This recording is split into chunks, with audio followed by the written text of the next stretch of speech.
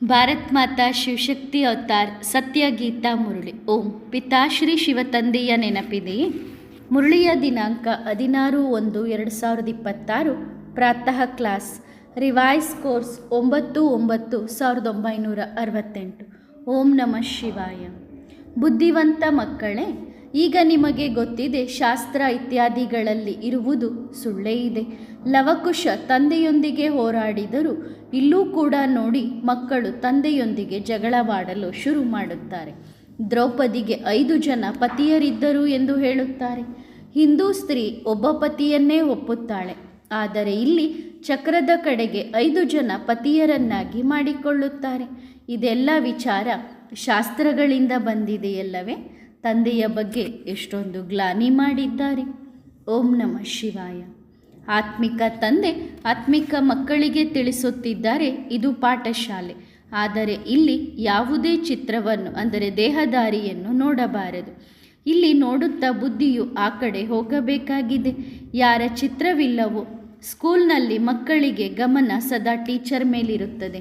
ಏಕೆಂದರೆ ಅವರು ಓದಿಸುತ್ತಾರೆ. ಆಗ ಅವಶ್ಯವಾಗಿ ಅವರು ಹೇಳುವುದನ್ನು ಕೇಳಿಸಿಕೊಳ್ಳಬೇಕು. ನಂತರ ರೆಸ್ಪಾನ್ಸ್ ಕೂಡ ಮಾಡಬೇಕಾಗುತ್ತದೆ. ಟೀಚರ್ ಪ್ರಶ್ನೆ ಕೇಳಿದಾಗ ಸನ್ನೆ ಮಾಡುವರಲ್ಲವೇ ನಾನು ಹೇಳುತ್ತೇನೆ ಎಂದು. ಇಲ್ಲಿ ಇದು ವಿಚಿತ್ರ ಸ್ಕೂಲ್ ಆಗಿದೆ.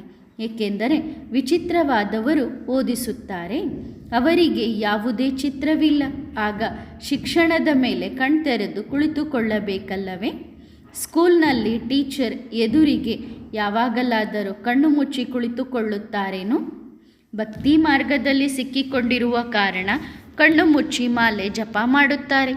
ಸಾಧುಗಳು ಕೂಡ ಕಣ್ಣು ಮುಚ್ಚಿ ಕುಳಿತುಕೊಳ್ಳುತ್ತಾರೆ. ಅವರು ಸ್ತ್ರೀಯನ್ನು ನೋಡುವುದಿಲ್ಲ. ಎಲ್ಲಿ ಚಂಚಲ ಆಗಬಾರದೆಂದು ಕಣ್ಣು ಮುಚ್ಚಿಕೊಳ್ಳುತ್ತಾರೆ. ಆದರೆ ಇಂದಿನ ಕಾಲವು ತಮೋಪ್ರಧಾನವಾಗಿದೆ. ಪುರುಷರು ಪುರುಷರಲ್ಲಿಯೂ ಚಂಚಲವಾಗುತ್ತಾರೆ. ಪುರುಷರು ಪುರುಷರ ಕಡೆಗೆ ವಿಕಾರಿ ದೃಷ್ಟಿ ಇಟ್ಟುಕೊಳ್ಳುತ್ತಾರೆ. ತಂದೆಯ ಬಳಿ ಎಲ್ಲ ಸಮಾಚಾರ ಬರುತ್ತದಲ್ಲವೇ? ತಂದೆ ನಿಮಗೆ ತಿಳಿಸುತ್ತಾರೆ, ಇಲ್ಲಿ ನೀವು ಶರೀರವನ್ನು ನೋಡಿದರೂ ಬುದ್ಧಿಯು ಆ ವಿಚಿತ್ರ ತಂದೆಯನ್ನು, ನಿರಾಕಾರ ತಂದೆಯನ್ನು ನೆನಪು ಮಾಡುವುದರಲ್ಲಿ ಇರಬೇಕು. ಅಂತಹ ಯಾವುದೇ ಸಾಧು ಸಂತರು ಇರುವುದಿಲ್ಲ. ಯಾರು ಈ ಶಿಕ್ಷಣ ಕೊಡುತ್ತಾರೆಂದರೆ ನೀವು ತಂದೆಯನ್ನು ನೆನಪು ಮಾಡಿರಿ ಎಂದು. ಒಂದೆಡೆ ಅವರು ಮಕ್ಕಳು ಮಕ್ಕಳು ಎಂದು ಹೇಳಲು ಸಾಧ್ಯವಿಲ್ಲ, ಮತ್ತು ಶರೀರವನ್ನು ನೋಡುತ್ತಾ ಆ ವಿಚಿತ್ರ ತಂದೆಯನ್ನು ನೆನಪು ಮಾಡಲು ಆಗುವುದಿಲ್ಲ. ನಿಮಗೆ ಗೊತ್ತಿದೆ, ಈ ರಥದಲ್ಲಿ ಬಾಬಾ ನಮಗೆ ಓದಿಸುತ್ತಾರೆ. ಅವರು ಮಾತನಾಡುತ್ತಾರೆ. ಮಾಡುವುದೆಲ್ಲ ಆತ್ಮವೇ ಅಲ್ಲವೇ? ಅಂದರೆ ಯಾವುದೇ ಕಾರ್ಯ ಮಾಡಬೇಕಾದ್ರೂ ಆತ್ಮ ಶರೀರದ ಮೂಲಕ ಮಾಡುತ್ತೆ. ಶರೀರವೇನು ಮಾಡುವುದಿಲ್ಲ, ಆತ್ಮ ಶರೀರದ ಮೂಲಕ ಮಾಡುತ್ತದೆ. ಆತ್ಮ ಕೇಳಿಸಿಕೊಳ್ಳುತ್ತದೆ. ಆತ್ಮಿಕ ಜ್ಞಾನ ಅಥವಾ ದೈಹಿಕ ಜ್ಞಾನವನ್ನು ಕೇಳುವ ಅಥವಾ ಹೇಳುವಂತಹದ್ದು ಆತ್ಮವೇ ಆಗಿದೆ. ಆತ್ಮವು ಶರೀರದ ಮೂಲಕ ದೈಹಿಕ ಟೀಚರ್ ಆಗುತ್ತದೆ.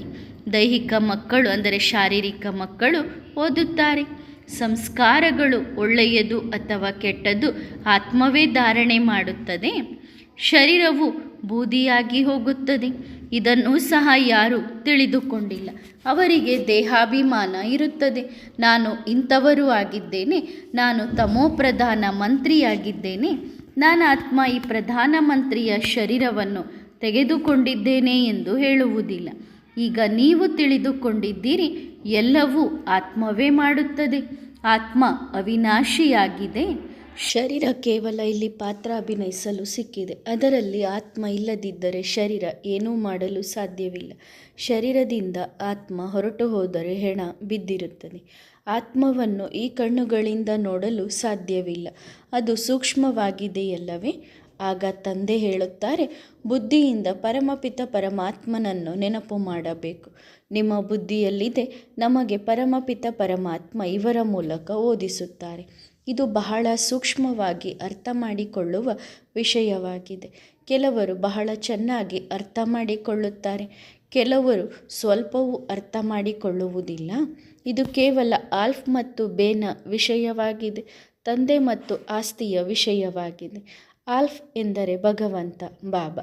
ಕೇವಲ ಭಗವಂತ ಅಥವಾ ಈಶ್ವರ ಎನ್ನುವುದರಿಂದ ತಂದೆಯ ಸಂಬಂಧ ಇರುವುದಿಲ್ಲ. ಮನುಷ್ಯರು ಸಂಪೂರ್ಣ ಕಲ್ಲಿನ ಬುದ್ಧಿಯವರಾಗಿದ್ದಾರೆ. ಮನುಷ್ಯರಾಗಿದ್ದುಕೊಂಡು ರಚಯಿತ ಮತ್ತು ರಚನೆಯ ಆದಿ ಮಧ್ಯ ಅಂತ್ಯವನ್ನು ತಿಳಿದುಕೊಂಡಿಲ್ಲ.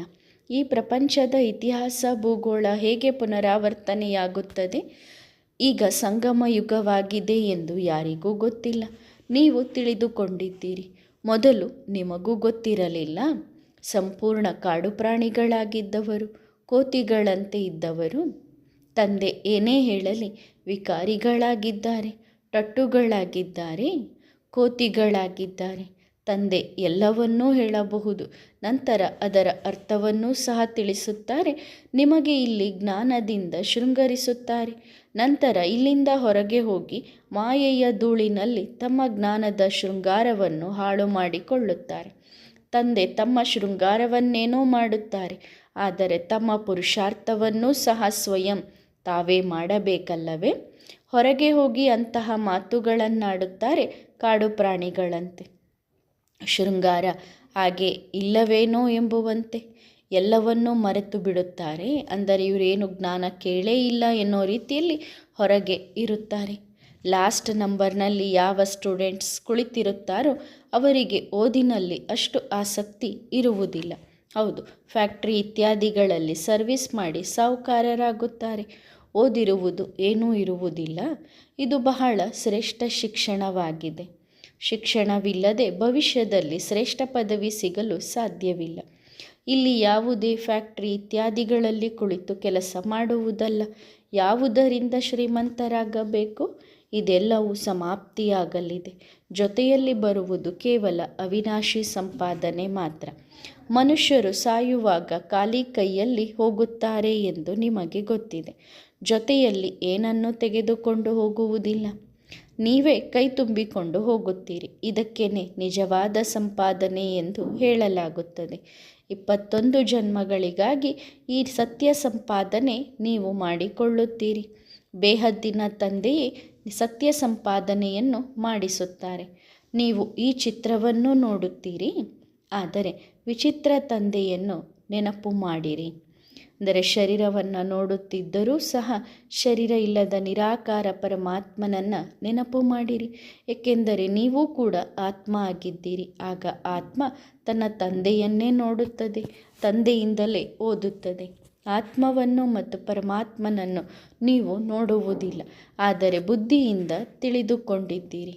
ನಾವಾತ್ಮ ಅವಿನಾಶಿಯಾಗಿದ್ದೇವೆ, ಈ ಶರೀರ ವಿನಾಶಿಯಾಗಿದೆ. ಆಗ ತಂದೆ ಕೂಡ ಎದುರಿಗೆ ಕುಳಿತು ಮಕ್ಕಳಿಗೆ ನೋಡುತ್ತಾರೆ. ಆದರೆ ಬುದ್ಧಿಯಲ್ಲಿದೆ. ನಾವಾತ್ಮರಿಗೆ ತಂದೆ ತಿಳಿಸಿ ಹೇಳುತ್ತಿದ್ದಾರೆ. ಆ ಸಾಧು ಸಂತರು ಇತ್ಯಾದಿ ಜನರೇನು ಕಲಿಸುತ್ತಾರೋ ಅದೆಲ್ಲವೂ ಸುಳ್ಳು. ಸತ್ಯ ಅಂಶ ಮಾತ್ರವೂ ಇಲ್ಲ. ಈಗ ತಂದೆ ಏನು ಕಲಿಸುತ್ತಿದ್ದಾರೋ ಅದು ಸತ್ಯವೇ ಸತ್ಯ. ಅಸತ್ಯದ ಅಂಶ ಮಾತ್ರವೂ ಇರುವುದಿಲ್ಲ. ನೀವು ಸತ್ಯಖಂಡದ ಮಾಲೀಕರಾಗುತ್ತೀರಿ. ಇದು ಅಸತ್ಯ ಖಂಡ. ಸತ್ಯಖಂಡ ಸತ್ಯಯುಗ, ಸುಳ್ಳಿನ ಖಂಡ ಕಲಿಯುಗ. ಹಗಲು ರಾತ್ರಿಯ ವ್ಯತ್ಯಾಸವಿದೆ. ಸತ್ಯಯುಗದಲ್ಲಿ ದುಃಖದ ಮಾತೇ ಇಲ್ಲ. ಹೆಸರೇ ಸುಖಧಾಮವಾಗಿದೆ. ಆ ಸುಖಧಾಮದ ಮಾಲೀಕರನ್ನಾಗಿ ಬೇಹದ್ದಿನ ತಂದೆಯೇ ಮಾಡುತ್ತಾರಲ್ಲವೇ? ಅವರಿಗೆ ಯಾವುದೇ ಚಿತ್ರವಿಲ್ಲ, ಅಂದರೆ ಶರೀರವಿಲ್ಲ. ಬೇರೆಲ್ಲರಿಗೂ ದೇಹಗಳಿವೆ, ಶರೀರ ಇವೆ. ಅವರ ಆತ್ಮದ ಹೆಸರು ಬದಲಾಗುತ್ತದೆಯೇನೋ? ಅವರಿಗೆ ಪರಮಪಿತ ಪರಮಾತ್ಮ ಎಂದು ಹೇಳಲಾಗುತ್ತದೆ. ಅವರ ಹೆಸರೇ ಶಿವ. ಬೇರೆ ಎಲ್ಲರಿಗೂ ಆತ್ಮ ಎಂದೇ ಹೇಳುತ್ತಾರೆ, ಆದರೆ ಶರೀರದ ಹೆಸರು ಅವರಿಗೆ ಬೀಳುತ್ತದೆ. ಶಿವಲಿಂಗ ನಿರಾಕಾರವಾಗಿದೆ. ಅವರಿಗೆ ಶಿವಬಾಬಾ ಎಂದು ಹೇಳುತ್ತಾರೆ. ಜ್ಞಾನದ ಸಾಗರ, ಶಾಂತಿಯ ಸಾಗರ. ಇದು ಶಿವಬಾಬರದ್ದೇ ಮಹಿಮೆಯಾಗಿದೆ. ಅವರು ತಂದೆಯಾಗಿದ್ದಾರೆ ಎಂದ ಮೇಲೆ ತಂದೆಯಿಂದ ಅವಶ್ಯವಾಗಿ ಆಸ್ತಿ ಸಿಗಲೇಬೇಕು. ರಚನೆಗೆ ರಚನೆಯಿಂದ ಆಸ್ತಿ ಸಿಗುವುದಿಲ್ಲ. ರಚಯಿತನೇ ತಮ್ಮ ಮಕ್ಕಳಿಗೆ ಆಸ್ತಿ ಕೊಡುತ್ತಾರೆ. ತಮ್ಮ ಮಕ್ಕಳಿರುವಾಗ ಸಹೋದರನ ಮಕ್ಕಳಿಗೆ ಆಸ್ತಿ ಕೊಡುತ್ತಾರೇನು? ಇವರು ಕೂಡ ಬೇಹದ್ದಿನ ತಂದೆ, ಬೇಹದ್ದಿನ ಮಕ್ಕಳಿಗೆ ಆಸ್ತಿ ಕೊಡುತ್ತಾರೆ. ಇದು ಶಿಕ್ಷಣವಾಗಿದೆ ಅಲ್ಲವೇ? ಹೇಗೆ ಆ ಶಿಕ್ಷಣದಿಂದ ಮನುಷ್ಯರು ವಕೀಲರು, ಇಂಜಿನಿಯರ್ ಇತ್ಯಾದಿ ಆಗುತ್ತಾರೆ. ಓದಿಸುವವರಿಂದ ಮತ್ತು ಶಿಕ್ಷಣದಿಂದ ಯೋಗವಿರುತ್ತದೆ. ಅಂದರೆ ಟೀಚರ್ನಿಂದ ಮತ್ತು ಆ ಶಿಕ್ಷಣದಿಂದ ಅವರು ವಕೀಲರು, ಇಂಜಿನಿಯರು ಇನ್ನೇನೋ ಆಗುವಂಥ ಯೋಗ ಇರುತ್ತದೆ. ಈ ಶಿಕ್ಷಣವನ್ನು ಓದಿಸುವವರು ವಿಚಿತ್ರವಾಗಿದ್ದಾರೆ, ಅಂದರೆ ನಿರಾಕಾರಿ ತಂದೆಯಾಗಿದ್ದಾರೆ. ನೀವು ಆತ್ಮಗಳು ಕೂಡ ವಿಚಿತ್ರ, ಅಂದರೆ ನಿರಾಕಾರಿ ಆಗಿದ್ದಂಥವರು. ತಂದೆ ಹೇಳುತ್ತಾರೆ, ನಾನು ಆತ್ಮಗಳಿಗೆ ಓದಿಸುತ್ತೇನೆ, ನೀವು ಕೂಡ ತಿಳಿದುಕೊಳ್ಳಿ ನಮಗೆ ತಂದೆ ಓದಿಸುತ್ತಿದ್ದಾರೆ ಎಂದು. ಒಂದೇ ಸಾರಿ ತಂದೆ ಬಂದು ಓದಿಸುತ್ತಾರೆ. ಓದುವುದು ಆತ್ಮವೇ ಅಲ್ಲವೇ? ಸುಖ ದುಃಖವನ್ನು ಆತ್ಮ ಅನುಭವಿಸುತ್ತದೆ, ಆದರೆ ಶರೀರದ ಮೂಲಕ. ಶರೀರವಿದ್ದರೆ ಶರೀರಕ್ಕೆ ಪೆಟ್ಟು ತಗಲಿದಾಗ ಅನುಭವವಾಗುತ್ತದೆ. ಆತ್ಮ ಹೊರಟು ಹೋದರೆ ನಂತರ ಶರೀರಕ್ಕೆ ಎಷ್ಟೇ ಹೊಡೆಯಿರಿ, ಮಣ್ಣಿಗೆ ಹೊಡೆದಂತೆ ಅದಕ್ಕೆ ನೋವಾಗುವುದಿಲ್ಲ. ಆಗ ತಂದೆ ಪದೇ ಪದೇ ತಿಳಿಸುತ್ತಾರೆ, ನಿಮ್ಮನ್ನು ಆತ್ಮ ಎಂದು ತಿಳಿದು ತಂದೆಯನ್ನು ನೆನಪು ಮಾಡಿರಿ. ಅವರೇ ಪತಿತ ಪಾವನ ಆಗಿದ್ದಾರೆ. ಬಾಬಾರವರಿಗೆ ಗೊತ್ತಿದೆ, ನಂಬರ್ ವಾರ್ ಧಾರಣೆ ಮಾಡಿಕೊಳ್ಳುತ್ತಾರೆ. ಕೆಲವರು ಸಂಪೂರ್ಣ ಕಲ್ಲಿನ ಬುದ್ಧಿಯವರಾಗಿದ್ದಾರೆ, ಏನನ್ನು ಅರ್ಥ ಮಾಡಿಕೊಳ್ಳುವುದಿಲ್ಲ. ಜ್ಞಾನ ಬಹಳ ಸಹಜವಾಗಿದೆ. ಕುರುಡ, ಮೂಗ, ಕುಂಟರೂ ಕೂಡ ಅರ್ಥ ಮಾಡಿಕೊಳ್ಳಬಲ್ಲರು, ಏಕೆಂದರೆ ಇದನ್ನು ಆತ್ಮಕ್ಕೆ ತಿಳಿಸಲಾಗುತ್ತದೆ ಅಲ್ಲವೇ? ಆತ್ಮ ಮೂಗ, ಕುಂಟ ಆಗಿರುವುದಿಲ್ಲ. ಶರೀರ ಇರುತ್ತದೆ, ಆದರೆ ತಮ್ಮನ್ನು ಆತ್ಮ ಎಂದು ತಿಳಿದುಕೊಳ್ಳುವುದಿಲ್ಲ. ತಂದೆ ಎಷ್ಟು ಚೆನ್ನಾಗಿ ತಿಳಿಸಿ ಹೇಳುತ್ತಾರೆ. ಆದರೆ ಭಕ್ತಿ ಮಾರ್ಗದಲ್ಲಿ ಕಣ್ಣು ಮುಚ್ಚಿ ಕುಳಿತುಕೊಳ್ಳುವ ಅಭ್ಯಾಸ ಬಿದ್ದಿದೆ. ಆದ್ದರಿಂದ ಇಲ್ಲೂ ಸಹ ಕಣ್ಣು ಮುಚ್ಚಿ ಕುಳಿತುಕೊಳ್ಳುತ್ತಾರೆ, ಮೈಮರೆತವರಂತೆ ಕುಳಿತುಕೊಳ್ಳುತ್ತಾರೆ. ತಂದೆ ಹೇಳುತ್ತಾರೆ, ಕಣ್ಣು ಮುಚ್ಚಬೇಡಿ, ಎದುರಿಗೆ ನೋಡುತ್ತಲೇ ಬುದ್ಧಿಯಿಂದ ತಂದೆಯನ್ನು ನೆನಪು ಮಾಡಿ, ಆಗಲೇ ವಿಕರ್ಮಗಳು ವಿನಾಶವಾಗುತ್ತವೆ. ಎಷ್ಟು ಸಹಜವಾಗಿದೆ. ಆದರೂ ಹೇಳುತ್ತಾರೆ, ಬಾಬಾ ನಾವು ನೆನಪು ಮಾಡಲು ಆಗುವುದಿಲ್ಲ. ಅರೆ, ಲೌಕಿಕ ತಂದೆ ಯಾರಿಂದ ಲೌಕಿಕದ ಆಸ್ತಿ ಸಿಗುತ್ತದೆಯೋ ಅವರನ್ನು ಸಾಯುವವರೆಗೂ ನೆನಪು ಮಾಡುತ್ತೀರಿ. ಇವರು ಎಲ್ಲ ಆತ್ಮಗಳ ಬೇಹದ್ದಿನ ತಂದೆಯಾಗಿದ್ದಾರೆ, ಅವರನ್ನು ನೀವು ನೆನಪು ಮಾಡುವುದಿಲ್ಲ ಎಂದು ಹೇಳುತ್ತೀರಿ. ಯಾವ ತಂದೆಯನ್ನು ನೀವು ಕೂಗಿ ಕರೆಯುತ್ತಿದ್ದೀರಿ? ಓ ಗಾಡ್ ಫಾದರ್ ಗೈಡ್ ಮೀ, ಏ ಭಗವಂತ ನೀನು ನಮಗೆ ದಾರಿ ತೋರಿಸು ಎಂದು ಕರೆಯುತ್ತಾ ಬಂದಿದ್ದೀರಿ. ವಾಸ್ತವದಲ್ಲಿ ಇದೂ ಸಹ ತಪ್ಪಾಗಿದೆ. ತಂದೆ ಅವಶ್ಯವಾಗಿ ಒಬ್ಬರಿಗೆ ಆಗಿರುವುದಿಲ್ಲ ಅಲ್ಲವೇ? ಅಂದರೆ ಯಾವುದೋ ಒಬ್ಬರಿಗೆ ಸಂಬಂಧಪಟ್ಟವರಾಗಿರೋದಿಲ್ಲ, ಅವರು ಬೇಹದ್ದಿನ ಗೈಡ್ ಆಗಿದ್ದಾರೆ. ಆದ್ದರಿಂದ ಆ ತಂದೆಗೆ ಓ ಗಾಡ್ ಫಾದರ್ ಲಿಬ್ರೇಟ್ ಮೀ ಎಂದು ಹೇಳುತ್ತಾರೆ. ನಮಗೆ ಮುಕ್ತಿ ಕೊಡಿ, ಮಾರ್ಗದರ್ಶನ ಮಾಡಿ ಎಂದು ಕರೆಯುತ್ತಾರೆ. ಯಾರೋ ಒಬ್ಬರಿಗೆ ಬಂದು ಬಿಡುಗಡೆ ಮಾಡುತ್ತಾರೇನೋ? ತಂದೆ ಹೇಳುತ್ತಾರೆ, ನಾನು ಬಂದು ಎಲ್ಲರ ಸದ್ಗತಿ ಮಾಡುತ್ತೇನೆ. ನಾನು ಬಂದಿರುವುದೇ ಎಲ್ಲರನ್ನು ಶಾಂತಿಧಾಮಕ್ಕೆ ಕಳುಹಿಸಿಕೊಡಲು. ಇಲ್ಲಿ ಬೇಡುವ ಅವಶ್ಯಕತೆಯೇ ಇಲ್ಲ. ಬೇಹದ್ದಿನ ತಂದೆಯಾಗಿದ್ದಾರೆ ಅಲ್ಲವೇ?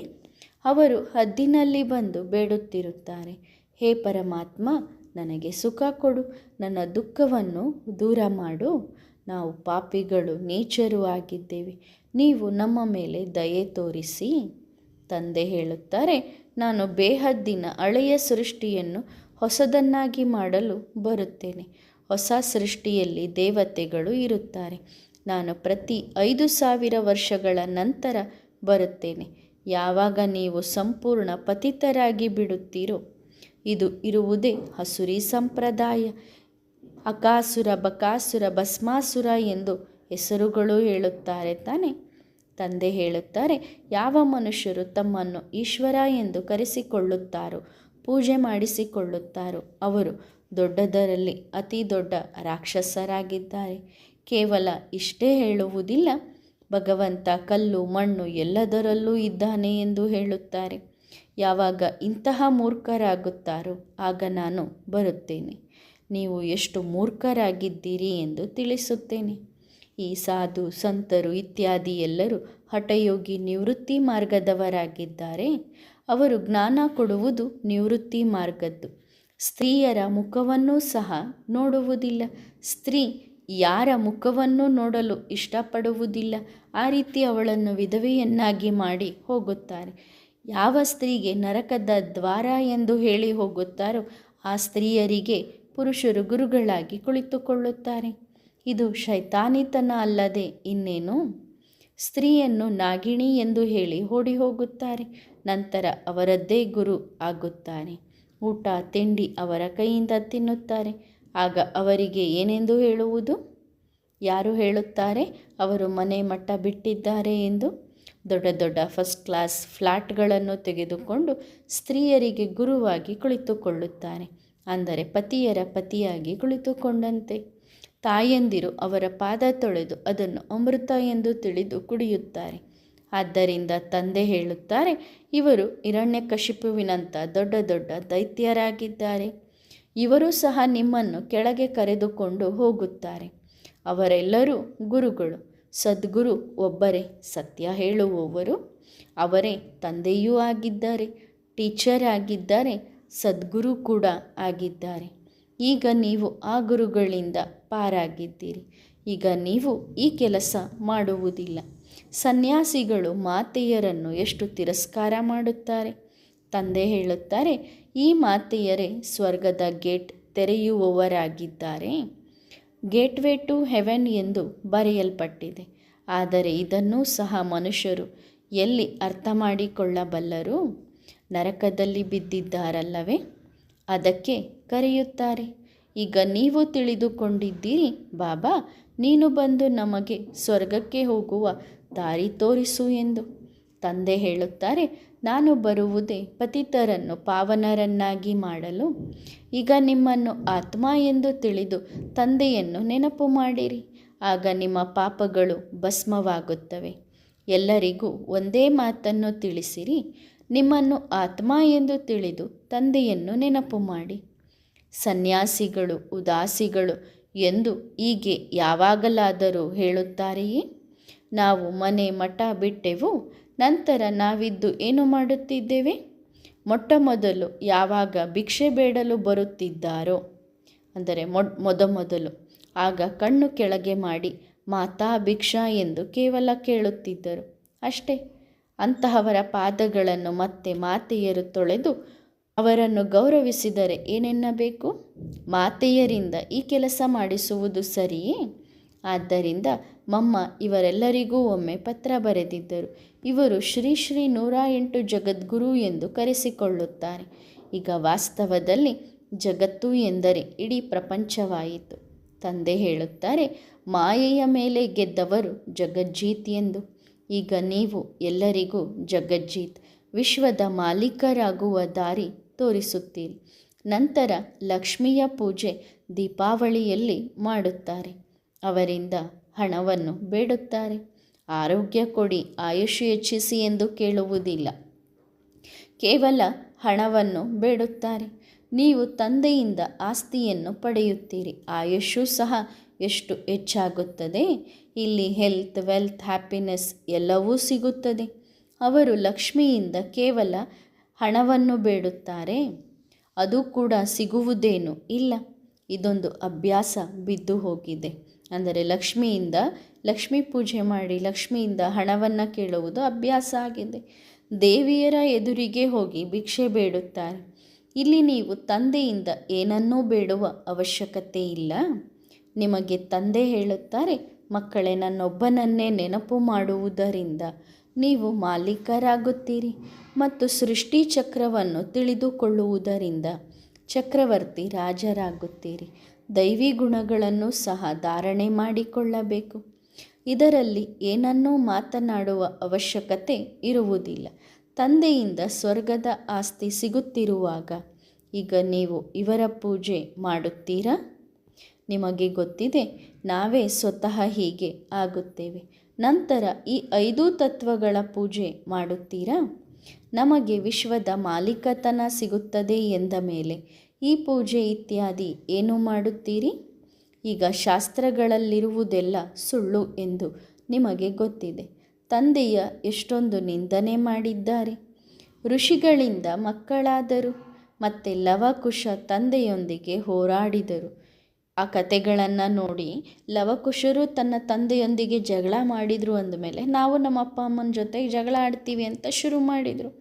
ಈ ಎಲ್ಲ ವಿಚಾರ ಶಾಸ್ತ್ರಗಳಿಂದ ಬಂದಿದೆ. ದ್ರೌಪದಿಗೆ 5 ಜನ ಪತಿಯರಿದ್ದರು ಎಂದು ಹೇಳುತ್ತಾರೆ. ಈಗ ಹಿಂದೂ ಸ್ತ್ರೀ ಒಬ್ಬ ಪತಿಯನ್ನೇ ಮದುವೆ ಮಾಡಿಕೊಳ್ಳುತ್ತಾಳೆ. ಇಡೀ ಆಯುಷ್ಯು ಅವಳು ವಿಧವೆಯಾಗಿರುತ್ತಾಳೆ. ಆದರೆ ದ್ರೌಪದಿಯ ವಿಷಯದಲ್ಲಿ 5 ಜನ ಪತಿಯರಿದ್ದರು ಎನ್ನುತ್ತಾರೆ. ಹಾಗಾಗಿ ಇಲ್ಲೂ ಸಹ ಈ ಚಕ್ರದ ಕಡೆಗೆ 5 ಜನ ಪತಿಯರನ್ನಾಗಿ ಮಾಡುತ್ತಾರೆ. ಈ ಎಲ್ಲ ವಿಚಾರ ಶಾಸ್ತ್ರಗಳಿಂದ ಬಂದಿದೆಯಲ್ಲವೇ? ಆಗ ತಂದೆ ಹೇಳುತ್ತಾರೆ, ಇದೆಲ್ಲ ಭಕ್ತಿ ಮಾರ್ಗದ ಸಾಮಗ್ರಿಯಾಗಿದೆ. ಜ್ಞಾನದಲ್ಲಿ ಇರುವುದು ಒಂದೇ ಅಕ್ಷರ. ನನ್ನೊಬ್ಬನನ್ನೇ ನೆನಪು ಮಾಡಿರಿ ಅಷ್ಟೆ. ನೆನಪಿನಿಂದ ನಿಮ್ಮ ಪಾಪಗಳು ಕತ್ತರಿಸಿ ಹೋಗುತ್ತವೆ. ನೀವು ಸತೋಪ್ರಧಾನ ಆಗುತ್ತೀರಿ. ನೀವೇ ಸತೋಪ್ರಧಾನ ಸರ್ವಗುಣ ಸಂಪನ್ನ ಆಗಿದ್ದೀರಿ. ಮತ್ತೆ ನೀವೇ ಆಗಬೇಕಾಗುತ್ತದೆ. ಇದನ್ನೂ ಸಹ ತಿಳಿದುಕೊಳ್ಳುವುದಿಲ್ಲ. ಕಲ್ಲಿನ ಬುದ್ಧಿಯವರಿಗಾಗಿ ತಂದೆ ಎಷ್ಟೊಂದು ತಲೆ ಕೆಡಿಸಿಕೊಳ್ಳಬೇಕಾಗುತ್ತದೆ. ಈ ನಿಶ್ಚಯವಿರಬೇಕು. ಈ ಮಾತುಗಳನ್ನು ಯಾವುದೇ ಸಾಧು ಸಂತರು ತಿಳಿಸಲು ಸಾಧ್ಯವಿಲ್ಲ. ಭಗವಂತ ಒಬ್ಬ ಈಶ್ವರನೇ ಹೊರತು ಇವರೇನು ಈಶ್ವರ ಅಲ್ಲವಲ್ಲ. ಇವರು ಅನೇಕ ಜನ್ಮಗಳ ಅಂತ್ಯದಲ್ಲಿದ್ದಾರೆ. ನಾನು ಇವರಲ್ಲಿ ಪ್ರವೇಶ ಮಾಡುತ್ತೇನೆ. ಯಾರು ಸಂಪೂರ್ಣ 84 ಜನ್ಮಗಳನ್ನು ತೆಗೆದುಕೊಂಡಿದ್ದಾರೋ ಹಳ್ಳಿಯ ಹುಡುಗನಾಗಿದ್ದ ನಂತರ ಇವರೇ ಶ್ಯಾಮನಿಂದ ಸುಂದರ ಆಗುತ್ತಾರೆ. ಇವರು ಸಂಪೂರ್ಣ ಹಳ್ಳಿಯ ಹುಡುಗನಾಗಿದ್ದ ನಂತರ ಯಾವಾಗ ಸಾಧಾರಣನಾದನೋ ಆಗ ಬಾಬಾ ಪ್ರವೇಶ ಮಾಡಿದರು. ಏಕೆಂದರೆ ಇಷ್ಟೊಂದು ದೊಡ್ಡ ಬಟ್ಟಿ ತಯಾರಾಗುತ್ತದೆ. ಇವರಿಗೆಲ್ಲ ತಿನ್ನಿಸುವವರು ಯಾರು? ಆದ್ದರಿಂದ ಅವಶ್ಯವಾಗಿ ಸಾಧಾರಣ ಬೇಕಲ್ಲವೇ? ಇದೆಲ್ಲ ಅರ್ಥ ಮಾಡಿಕೊಳ್ಳುವ ವಿಷಯಗಳಾಗಿವೆ. ತಂದೆ ಸ್ವಯಂ ಹೇಳುತ್ತಾರೆ, ನಾನು ಇವರ ಅನೇಕ ಜನ್ಮಗಳ ಅಂತ್ಯದಲ್ಲಿ ಇವರಲ್ಲಿ ಪ್ರವೇಶ ಮಾಡುತ್ತೇನೆ. ಅಂದರೆ ಬ್ರಹ್ಮ ತಂದೆಯಲ್ಲಿ ಪ್ರವೇಶ ಮಾಡುತ್ತಾರೆ. ಯಾರು ಎಲ್ಲರಿಗಿಂತ ಪತಿತರಾಗಿದ್ದಾರೋ ಮತ್ತೆ ಅವರೇ ಪಾವನ ಕೂಡ ಆಗುತ್ತಾರೆ. 84 ಜನ್ಮಗಳನ್ನು ಪೂರ್ತಿ ಇವರೇ ತೆಗೆದುಕೊಂಡಿದ್ದಾರೆ. ತತತ್ವಂ ಒಬ್ಬರಂತೂ ಅಲ್ಲ, ಬಹಳಷ್ಟು ಜನರಿದ್ದಾರಲ್ಲವೇ? ಸೂರ್ಯವಂಶಿ ಚಂದ್ರವಂಶಿ ಆಗುವವರೇ ಇಲ್ಲಿ ಬರುತ್ತಾರೆ. ನಂಬರ್ ವಾರ್ ಪುರುಷಾರ್ಥದ ಅನುಸಾರ ಬರುತ್ತಾರೆ. ಉಳಿದವರು ಇಲ್ಲಿ ನಿಲ್ಲಲು ಸಾಧ್ಯವಿಲ್ಲ. ತಡವಾಗಿ ಬರುವವರು ಜ್ಞಾನವನ್ನು ಸ್ವಲ್ಪವೇ ತೆಗೆದುಕೊಳ್ಳುತ್ತಾರೆ. ನಂತರ ಅವರು ಸ್ವರ್ಗಕ್ಕೂ ತಡವಾಗಿಯೇ ಬರುತ್ತಾರೆ. ಒಳ್ಳೆಯದು. ಮಧುರಾತಿ ಮಧುರ ಅಗಲಿ ಹೋಗಿ ಮತ್ತೆ ಸಿಕ್ಕಿರುವ ಆತ್ಮಿಕ ಮಕ್ಕಳಿಗೆ ಆತ್ಮಿಕ ಬಾಪ್ ಮತ್ತು ದಾದಾರವರ ನೆನಪು, ಪ್ರೀತಿ ಹಾಗೂ ಗುಡ್ ಮಾರ್ನಿಂಗ್. ಆತ್ಮಿಕ ಮಕ್ಕಳಿಗೆ ಆತ್ಮಿಕ ತಂದೆಯ ನಮಸ್ತೆ. ವರದಾನ: ವಿಶ್ವ ಕಲ್ಯಾಣಕಾರಿ ಭವ. ಈಗ ನಿಮಗೆ ಸಿಕ್ಕಿರುವ ಸಮಯವು ಪ್ರತಿ ಸಂಕಲ್ಪ, ಪ್ರತಿ ಮಾತಿನ ಮೂಲಕ ದಾತಾನ ಮಕ್ಕಳು ವಿಶ್ವದ ಆತ್ಮರ ಪ್ರತಿ ಪ್ರಾಪ್ತಿಯಾದ ಖಜಾನೆಗಳನ್ನು ಕೊಡುವುದಕ್ಕಾಗಿದೆ. ಆದ್ದರಿಂದ ಈಗ ನಿಮ್ಮ ಸಮಯ ಮತ್ತು ಸರ್ವ ಪ್ರಾಪ್ತಿಗಳನ್ನು ವಿಶ್ವ ಸೇವೆಯ ಪ್ರತಿ ಸಮರ್ಪಣೆ ಮಾಡಿರಿ. ಆಗ ವಿಶ್ವ ಕಲ್ಯಾಣಕಾರಿ ಎಂದು ಹೇಳಲಾಗುತ್ತದೆ. ಒಳ್ಳೆಯದು. ಓಂ ನಮಃ ಶಿವಾಯ.